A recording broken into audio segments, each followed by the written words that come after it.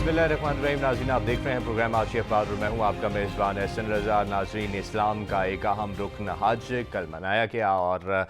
फिर यौम अरफा भी मनाया गया और अरफात के मैदान में कसीर तादाद में लोग मौजूद रहे, जो कि एक इज्तमाइयत का दर्स देता है। मगर सवाल ये है कि हज वो एक रुकन है जो तमाम आलम इस्लाम को यकजा होने की दर्स देता है, लेकिन हम आलम इस्लाम में तफरीक भी देखते हैं। और फैटफ के मामले के ऊपर बात करेंगे आज के प्रोग्राम में। तो फैटफ के अंदर भारतीय वज़ीर ख़ारजा जयशंकर का जो बयान है और भारत का किरदार है वो सबके सामने आया हो चुका है। तो फैटफ के किरदार के ऊपर बहुत से सवालिया निशान उठ खड़े हुए हैं। साथ ही साथ वज़ीर आज़म पाकिस्तान इमरान खान की अमरीकी नुमाइंदा ख़ुसूसी ज़ल्मे खलीलज़ाद से अफ़गानिस्तान अमन अमल पे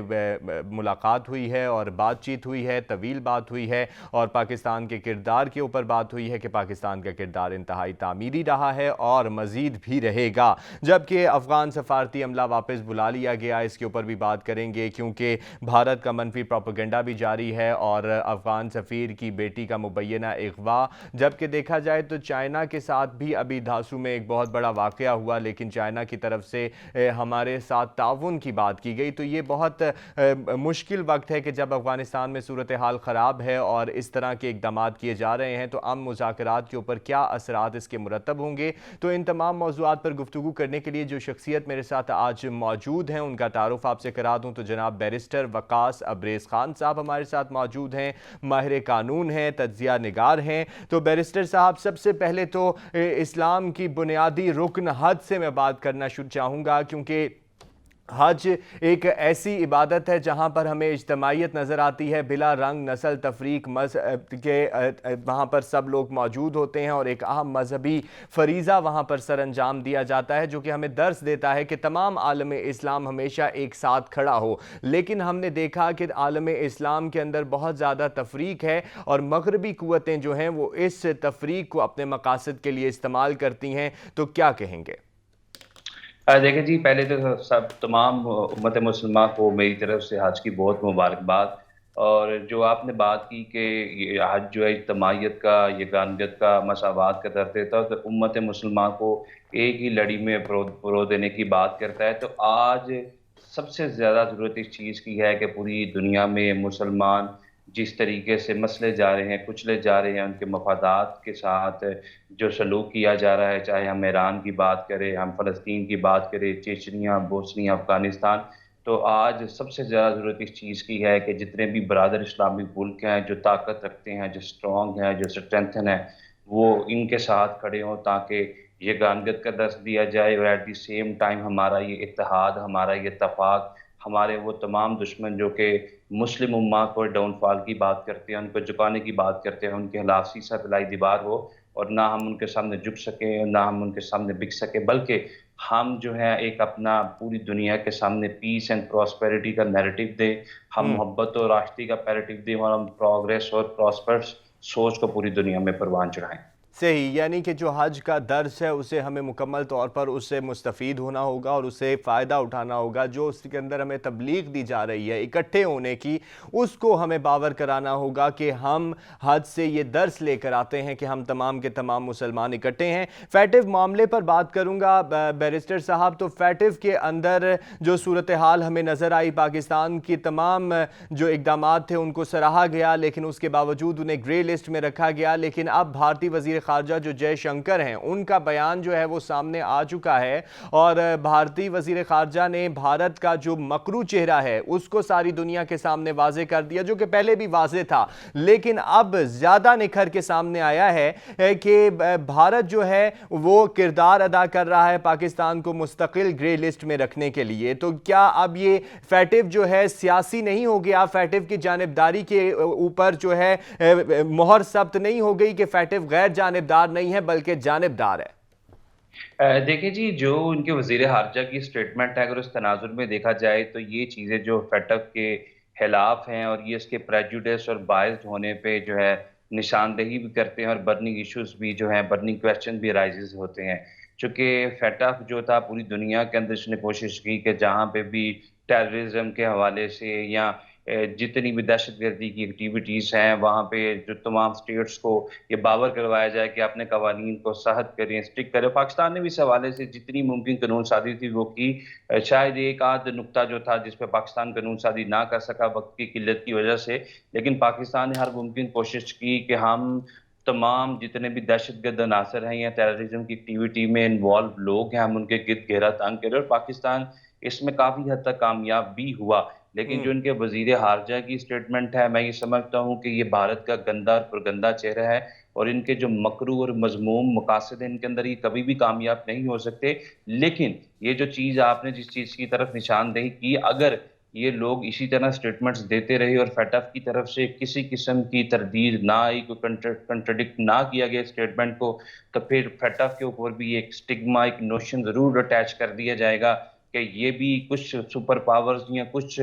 गंदे और मज़मूम मकासद रखने वाली कौमों और रियासतों के हाथ में एक आलाकार है कि ये किसी के अगेंस्ट भी इस्तेमाल किए जा सकते हैं। लिहाजा जो फेटफ की तरफ से इसकी तरदीद भी करनी चाहिए। At the same time Pakistan की काविशों को पहले भी इस लेकिन ज़िमन में लेकिन सराहा गया। बैरिस्टर साहब अभी की जो बात है, अभी तक फेटफ की तरफ से कोई तरदीद सामने आई नहीं है, और पाकिस्तान की तरफ से ये फैसला किया जा रहा है कि फेटफ के सदर के सामने ये मामला उठाया जाएगा, और जाहिर बात है उठाने पे गौर नहीं बल्कि इसे उठाना चाहिए और जल्द अज जल्द उठाना चाहिए, ताकि भारत के जो मकरू अज़ाइम हैं वो दुनिया के सामने भी आया हो, और फेटफ की जो अपना एक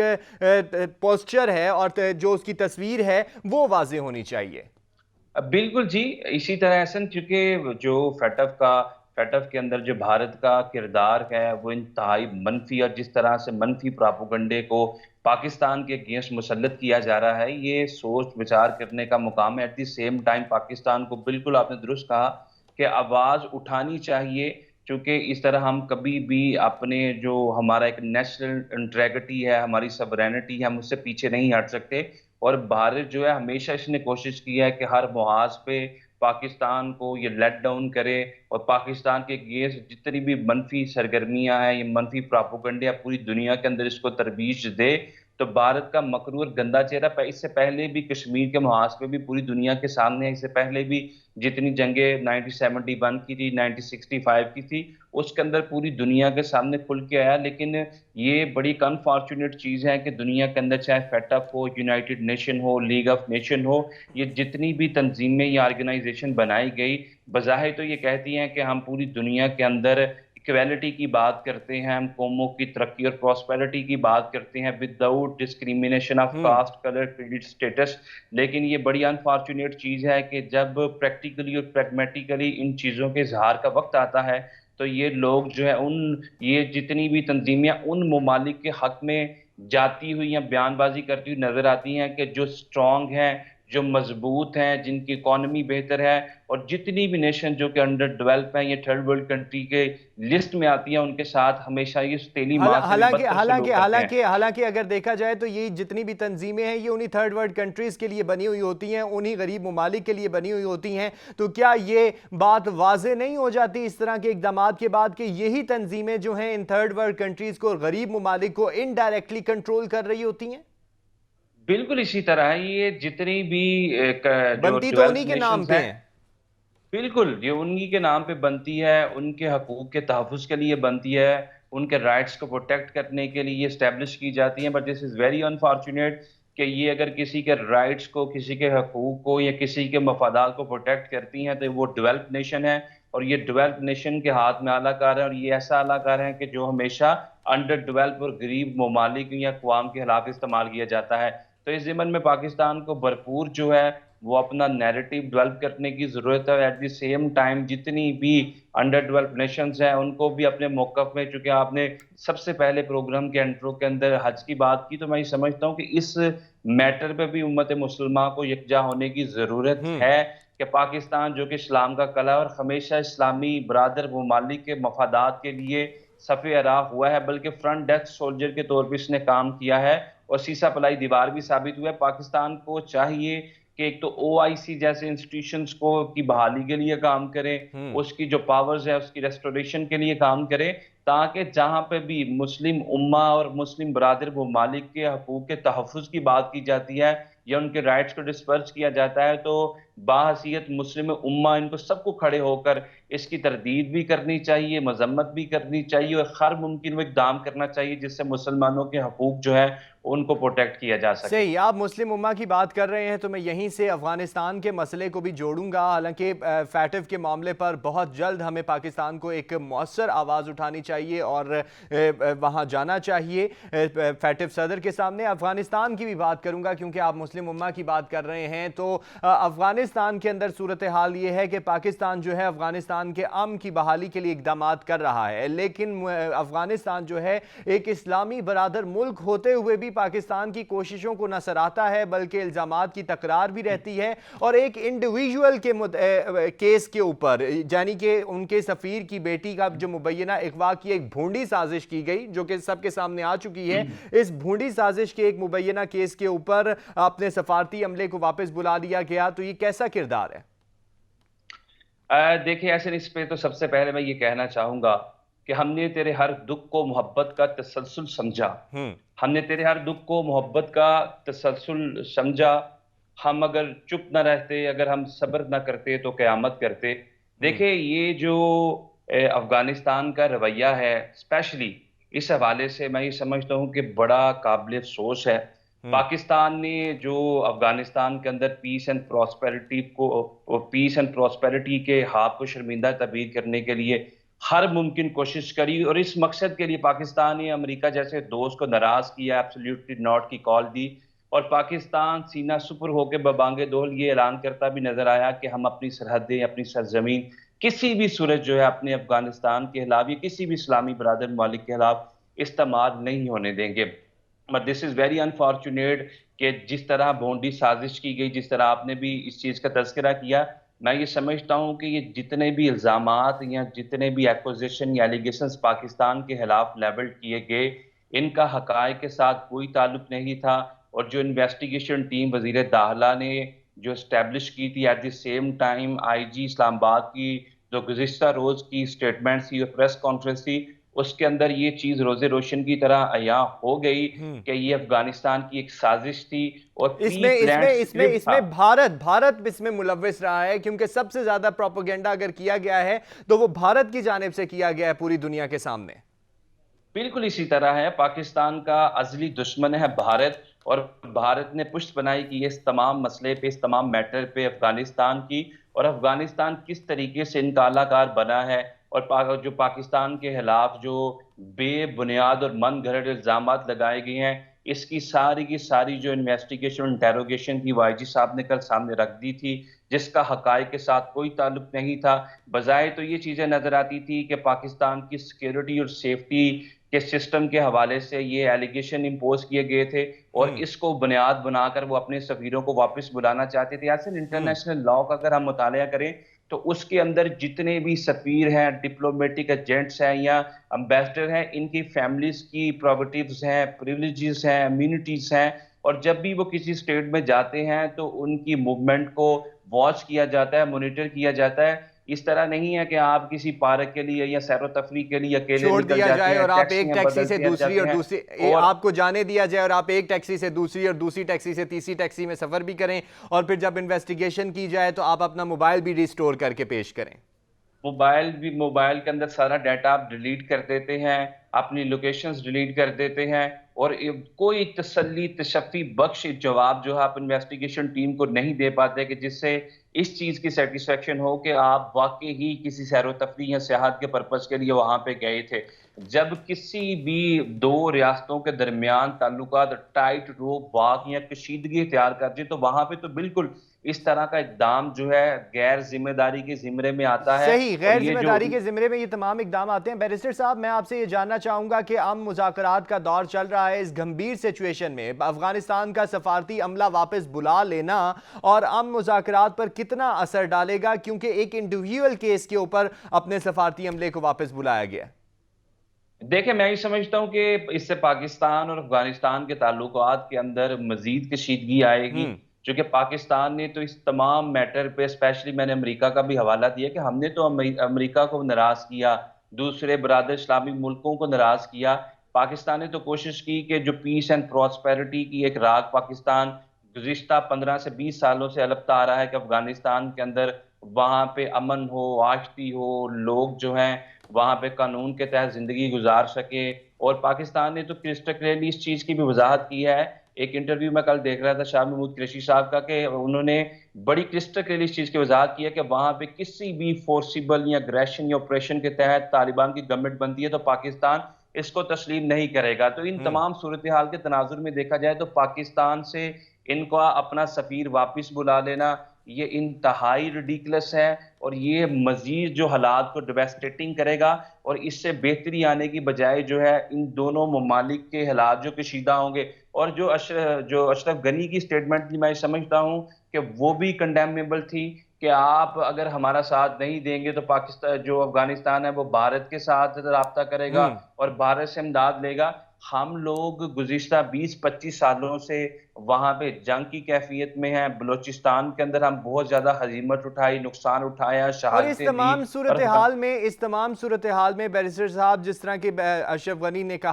गनी साहब ने कहा कि हम भारत से मदद ले लेंगे, भारत ने उन्हें असला भी प्रोवाइड कर दिया, लेकिन पाकिस्तान तो इस तमाम सूरत हाल में अमन की बात कर रहा है और वो चाह रहा है कि अफगानिस्तान के अंदर अमन हो, तालिबान और अफगान हुकूमत के मुज़ाकरात कामयाब हों। लेकिन इस तरह की स्टेटमेंट जो हैं तालिबान और अफगान हुकूमत के आपस मामलात पे कितना असरात डालेंगे? देखिए, बहुत ज़्यादा असरात डालेंगे, चूँकि गुज़िश्ता रोज़ भी जो उनकी एक बैठक थी, जो नेगोशिएशन, कंसिलिएशन या आर्बिट्रेशन के लिए तरतीब दी गई थी, वो भी बगैर किसी गौर-व-होश के या नतीजा-हज़ किए हुए वो ख़त्म हो गई। और उसके बाद फिर ईद के मौके पे भी ये लोग इस तरह का कोई मंसूबा या इस तरह की जंग बंदी की कोई पॉलिसी तरतीब नहीं दे सके कि हम एक-दूसरे के खिलाफ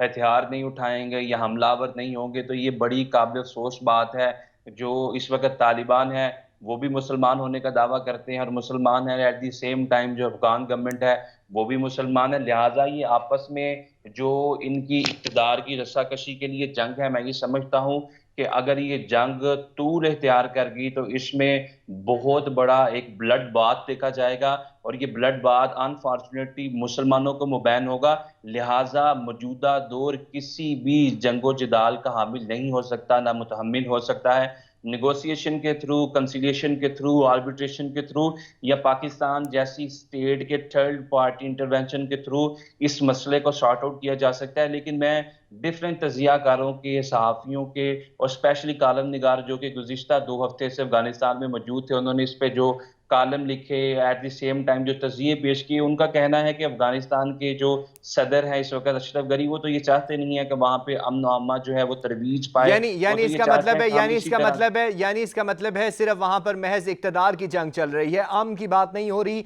अफगानियों की बात नहीं हो रही। बिल्कुल इसी तरह है। और अफगानिस्तान के अंदर जो इस वक्त ग्राउंड फैक्ट्स हैं, जो रियलिटीज हैं, उसके मुताबिक भी जो डिफरेंट कॉलम्स का भी मैंने मुतालिया किया और तरीके और राह को भी खंगाल कर देखा, तो उसके अंदर एक चीज बड़ी क्लियरली नजर आई कि अब बजाय इसके कि अफगानिस्तान जो है उनके शहरियों के दिल में पाकिस्तान से मोहब्बत हो, वो पाकिस्तान के खिलाफ जिस तरह के स्टेटमेंट्स देते हैं या हकारत अमेज बयानात जारी कहते कि पाकिस्तान हमारे साथ दोगली चालें चलता है, जो कि हम्म। सरासर हकायक के जो कि बरक्स है। इंडिया चलता पाकिस्तान ने है, जो कि हमेशा इंडिया चलता है, जो कि जो कि इंडिया का इंडिया मकरू चलता है। चेहरा सबके सामने है। जिस तरह दहशतगर्दाना रवैया उसने पूरे खित्ते के अंदर रखा हुआ है, अफगानिस्तान के अमन को खराब करने की तमाम कोशिशें इंडिया करता है, और साथ ही साथ तालिबान के साथ भी वो चलता है, अफगान हुकूमत के साथ भी वो चलता है, लेकिन इल्जाम जो है वो पाकिस्तान के सर पे धर दिया जाता है।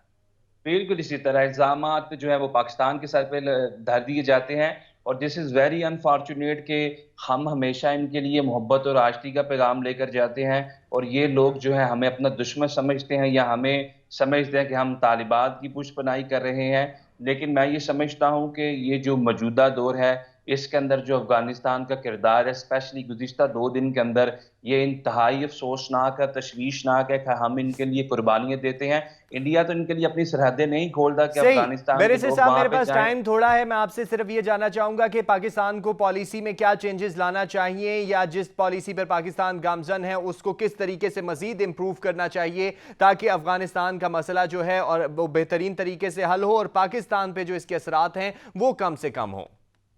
देखिए, मैं ये समझता हूँ कि पाकिस्तान ने तो बड़ा इंपॉर्टेंट अपना किरदार अदा किया। لیکن افغانستان کا جو رویہ تھا طوطا چشم رویے کا جو اظہار کیا گیا ان کے حکمرانوں کی طرف سے، ان کی عوام کی طرف سے، وہ قابل افسوس ہے۔ اب مزید کس طرح کی پالیسی سازی کی جائے؟ پاکستان کو پھر ایک دفعہ کوشش کرنی چاہیے نیگوسیشن کے تھرو، کنسیلیشن کے تھرو، کہ مسئلہ افغانستان کا کوئی حل ڈھونڈا جا سکے۔ اگر یہ لوگ پھر اسی طرح رویہ اختیار کرتے ہیں اور پاکستان کی جو نیگیٹو امیج کو پورٹریٹ کرنے کی کوشش کرتے ہیں پوری دنیا کے سامنے، تو میں یہ سمجھتا ہوں پھر الٹیمیٹلی کوئی بھی نیشن اپنے جو سورینٹی، اپنی سیکیورٹی اور اپنی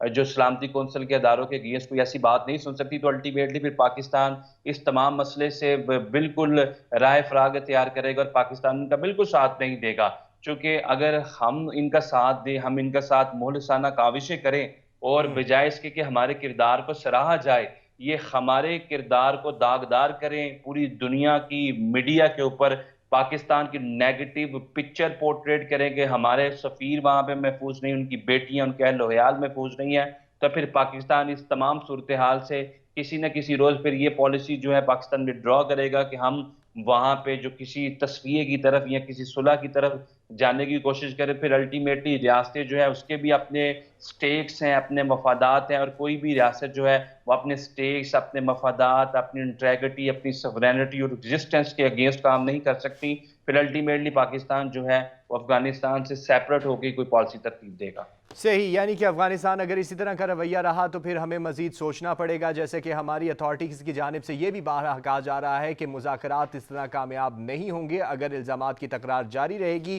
لیکن بحیثیت مسلمان ملک ہوتے ہوئے دونوں ممالک کو ایک دوسرے کے ساتھ کھڑا ہونا پڑے گا۔ جیسے کہ حج کی میں نے بات کی آغاز میں، تو وہاں سے ہمیں سبق لے کر ایک دوسرے کے ساتھ کھڑا ہونا پڑے گا۔ بیرسٹر صاحب آپ کا بہت شکریہ وقت دینے کے لیے۔ آج کے پروگرام سے اتنا ہی۔ پاکستان زندہ باد، اللہ حافظ۔